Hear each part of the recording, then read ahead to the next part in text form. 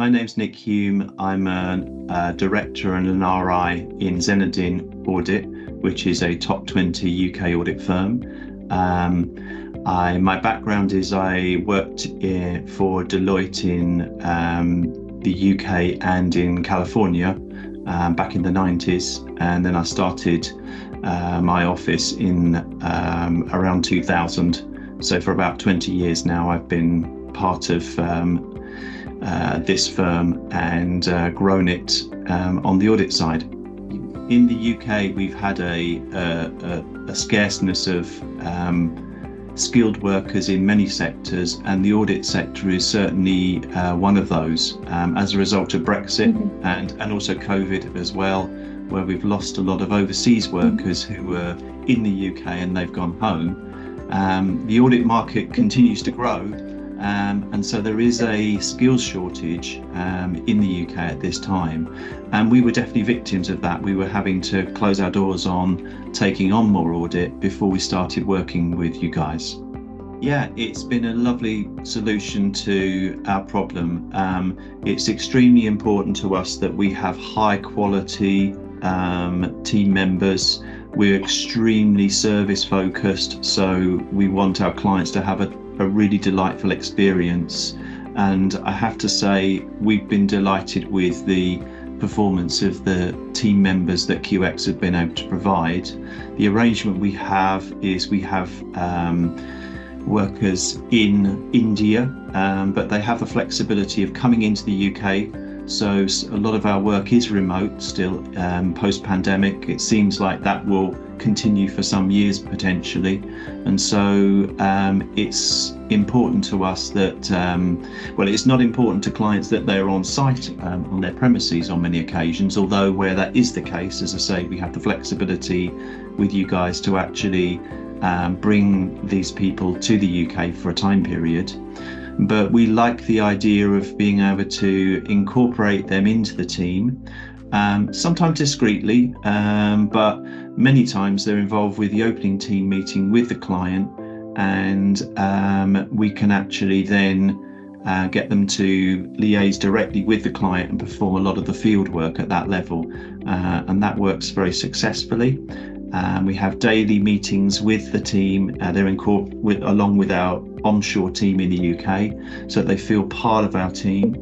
And we're also delighted that they're very familiar with UK audit procedure and UK FRS arrangements, FRS 102, so that with a little training, which we have also incorporated them into our regular CPD training, which we have within the Zenadin group, that they have been able to jump in and start earning good fees for us from day one. Well, at the moment there is a huge amount of opportunity for audit firms such as ours to pick up work from the largest, the big four firms, but also some of the other top 10 firms, which do not have the resource, and therefore are actually audits are coming out which are good, profitable audit assignments, and ones that we feel extremely capable of doing. And this extra resource has meant that we can tender for those, and in many cases win those assignments, so that we've been able to expand our audit department nicely as a result of having this additional resource. It's something that before we had QX, we just had to shut the doors on. We wanted to make sure our standards were really high, the clients were completely satisfied, but this extra resource has made it possible to really grow that side. So that's been wonderful. Yeah, I think we were around about 30% larger in the space of a year on our audit fees in this office as a result of using that provision, which is really fantastic growth. If we can continue on that kind of trajectory, I think we're very keen that we bed things down for a few months now and make sure that our systems are working really great before we go on and grab more clients from the marketplace. And we obviously want to make sure we get through the next QAD regulatory visit with with flying colours. We want to make sure that's a good visit. But yeah, later this year, I think we definitely want to then dip our toe back in the market and then probably expand the amount of work we're doing with QX at that stage, which would be great.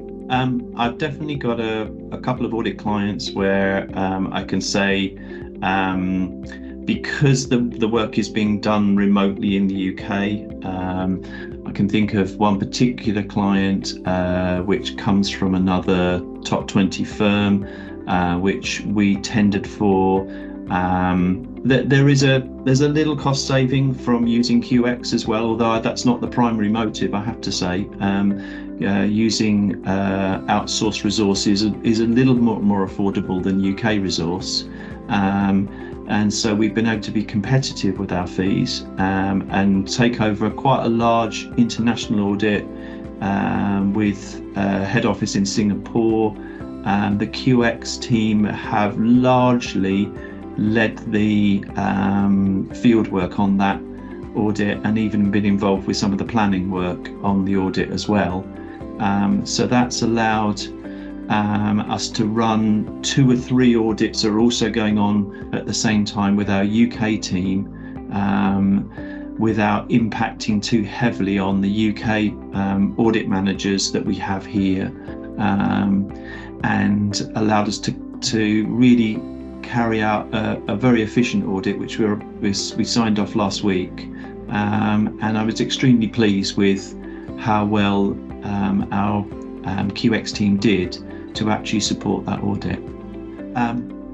Definitely 9 or 10. This is incredibly important, of course, especially in audit, and because of confidentiality of data and our ethical requirements, and obviously the impact on clients and sensitivity. I'm sure there are other outsourcing operations available, but to us, we wanted to go to a large, well-run organisation such as yours, with good GDPR procedure. We've obviously got very high standards here before we can engage a contractor such as yourselves. And you've ticked all the boxes and been able to pass all of those really well, which is extremely good. The way that it works for us is that the QX audit team that we outsource are actually working on our UK files remotely with great security measures in place to ensure that there is complete confidentiality, and we have obviously signed off arrangements with yourselves. So we've been very satisfied with that, and you're right, it's extremely important. I think we would like to just grow the number of people that we have engaged, bring them to the UK regularly. We've got a whole firm audit training next month. We want this team to be involved with that training, and we want to grow with them.